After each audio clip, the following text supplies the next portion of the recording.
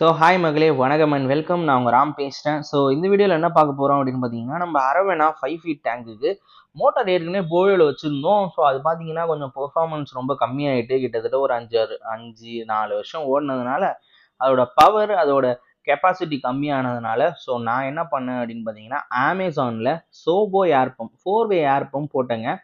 So அதோட unboxing வீடியோவும் ஒன்று போட்டுடலாம் அப்படின்னு நினச்சேன். ஸோ அதுதான் உங்ககிட்ட ஷேர் பண்ணிருக்கேன். ஸோ பேசிக்காக நீங்கள் ஏர் பம்ப் வச்சுருக்கிறீங்க அப்படின்னா உங்களுக்கு தேவையான விஷயங்கள், கனெக்டர்ஸ் வேணும், அந்த ஏர் டியூப் வேணும். ஸோ இதெல்லாம் தான் இந்த வீடியோவில் ஃபுல்லாகவே பார்க்க போகிறோம். ஸோ எப்படி நம்ம புது சோபோ இந்த 4-வே பம்பை எப்படி நம்ம 5 ஃபீட் அரவணா டேங்க்கில் செட் பண்ணுறோம் அப்படின்றது தான். ஸோ ஃபஸ்ட் திங் இதுதான் பார்த்தீங்கன்னா விஷுவல்ஸு கிட்டத்தட்ட ஒரு இளநீ மாதிரி இருக்குதுங்க. கிட்டத்தட்ட ஒரு இருக்குது, ஒரு செங்கக்கல் சைஸுக்கு இருக்குது. கிட்டத்தட்ட ஒரு 4 வே கொடுத்துருக்காங்க. ஸோ அதுதான் நீங்கள் பார்க்குறீங்க. ஸோ சோபோ வெயிட்டுமே கொஞ்சம் நல்லா பெருசாக இருக்குது, கொஞ்சம் வெயிட்டாக தான் இருக்குது. ஸோ நான் என்ன பண்ணியிருக்கேன் அப்படின்னு பார்த்தீங்கன்னா, எனக்கு வந்து 4 வேவும் தேவைப்படாது.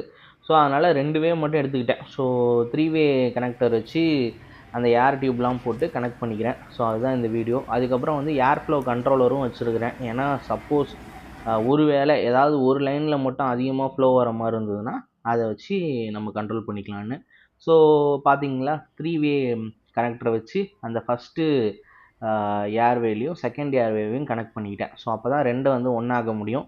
ஸோ அதுலேருந்து வந்து ஏர் பம்புக்கு போட்டுருவேன். ஸோ ஒரு லைனை கொடுத்துருவேன். அதே மாதிரியே 2வது லைனையும் கொடுத்துருவேன். ஸோ அதுதான் இந்த வீடியோவில் நீங்கள் பார்த்துட்ருக்கீங்க. ஸோ ரொம்ப நேரமாக நானும் ட்ரை பண்ண உள்ளாரையே போல் ரொம்ப கஷ்டப்பட்டு ஒரு வழியாக பல நூற்றாண்டுகள் காலம் கழித்து அது ஒரு வழியாக போட்டாச்சு.